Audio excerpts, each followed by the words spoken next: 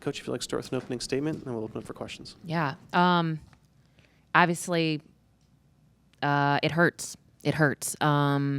Hate having that happen in the tournament in general, even harder at home. I thought Western Michigan did a great job defending us. They were scrappy and frustrating to play against. They were really disciplined on the block. I think that, our talk in the locker room was just the way that we're going to honor our seniors is just learning from this, learning that, every little detail matters, everything that we preach about discipline, no such thing as little things. All of it matters. And I think it caught up to us a little bit tonight. And it was hard to get out of it. They didn't give us much room to breathe. So kudos to them. They're a good team.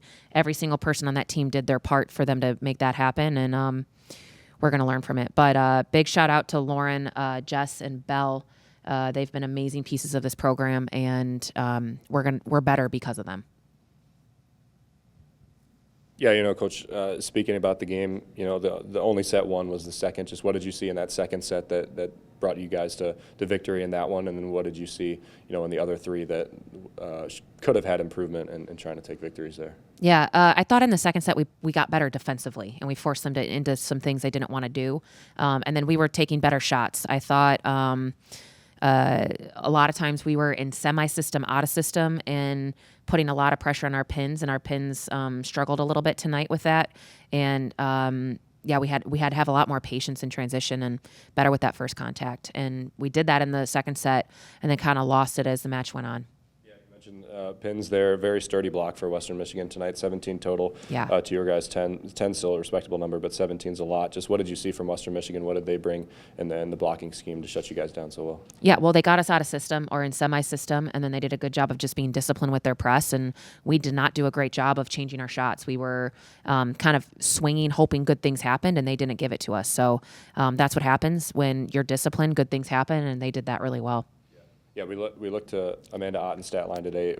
40 assists, pretty well played defensively as well, but 3 setting errors. Don't remember the last time we saw that number. Just what did you see from Amanda tonight setting to the hitters? Yeah, I mean, she was on the run quite a bit in transition specifically. I thought even when we were getting good touches, we were maybe like quick setting her, passing low when we need to go high and calm things down a little bit better. But that's what happens. I thought we felt stress. We felt some stress in moments. When you're not playing well, it's really easy to feel stressed out, and I thought that we let it carry over. And Amanda was on the run and couldn't really find her flow that she does really well, and she got a little complex. And she's been so good for us all year. She's been playing through an injury the whole year, and we didn't make it a lot easier on her tonight. A season high in kills for Helen as well. One of the bright spots, also on the blocking end of the floor. What did you see from her performance tonight that helped her to step up in big situations? Yeah, we were proud of Helen tonight. She just went for it. She didn't second guess herself. Sometimes, it's nice that when we have other hitters getting kills, she gets a one-on-one opportunity. But Helen was really disciplined with her approach timing. She was swinging deep seams, and that's what worked. When we are swinging low seams against a disciplined defense and block like that, they're gonna stuff you. And she was going for those deep seams consistently, and it worked out. Coach, you touched on it a little bit, but serve receive really was a struggle tonight. What were you seeing from the Western Michigan servers? They didn't have a ton of service aces against you guys, but they were consistently putting you out of system. Yeah, they were flat, and we call it flean, flat and clean, and some seams. And we had a couple little bit moments of hesitation, or we were just getting caught high. When it's coming at you fast like that, getting caught up. I was proud of us not getting aced, but we wanted to turn some of those ones into twos so that we had more options. And I'm not sure that we passed that many threes tonight, where it was nice and high and simple, and we had 3 options. That's where we shine, with all the offensive weapons we have. And we just needed to kind of dictate just a little bit more. But they did a great job serving. I thought we had a great serving game too. We kept them out of system. They just were a little bit better in transition with that defense. You mentioned it right then, Coach. This Western Michigan team tends to be really, really good out of system, and just that's part of what makes them so frustrating to play against is you think you have them backed into a corner and they manage to get out of it. What were you seeing from them and how they were able to get out of those corners and how their hitters were still able to get clean looks even in those out-of-system situations? Yeah, I think they just all do their jobs really well. If they get a block touch, that second contacts and system, which gives them that little bit of a seam, and they take advantage of it. So kudos to them, and that's something that we need to learn from. We've been talking about it all year, but we need to really implement every little piece of our offense and defense doing their jobs to create those opportunities. One last question. Could you just give like your main takeaways from your first season at the helm of the BG program? That's a great question. I think I've learned a lot.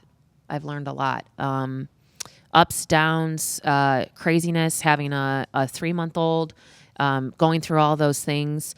I've learned a ton. And when I was just in the locker room, what I promised Lauren, Jess, and Belle, I'm going to keep working as hard as I can for them to keep making this program better. And I'm going to make sure that I'm the example of taking accountability, and I'm the example of failing better, of learning from mistakes, of being better in scenarios.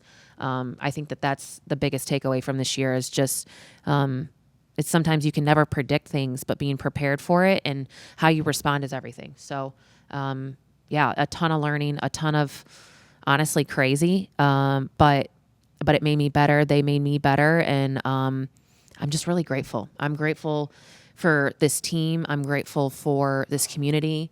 I'm grateful to be a mom in this scenario. And I don't know. It might not look it. And as a competitor, I hate saying this, but I'm still really proud of what we went through and how we came out of it.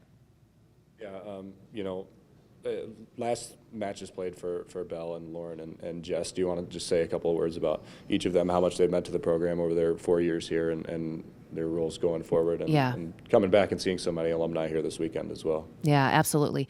Well, Belle unfortunately got hurt last night in yesterday's game and couldn't play today. So I was gut punched for her with that, but she's been truly selfless.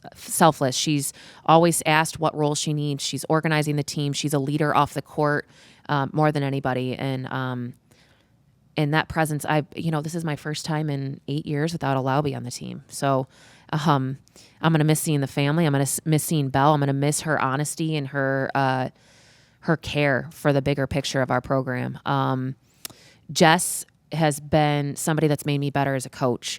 She's insanely thoughtful, really smart, and it's been very fun to coach somebody that has the aspirations that she has and believes she can get there. I think she's going to be an Olympian one day. I can't wait to watch her continue to flourish. But our relationship has grown over the last 4 years, and I cherish that with her. And I'm grateful for her this year for us. With Lauren being out, she's with Team Canada all summer, hasn't had a break in the middle, and then now all of a sudden she's playing right side, getting junked, being out of system, uncomfortable. And for someone like Jess, who's really good with process, who's really good with preparation, that's uncomfortable for her. And she embraced it, and she did what the team needed. And I think that shows, again, her selflessness and her thoughtfulness for what's the bigger picture and what does my team need.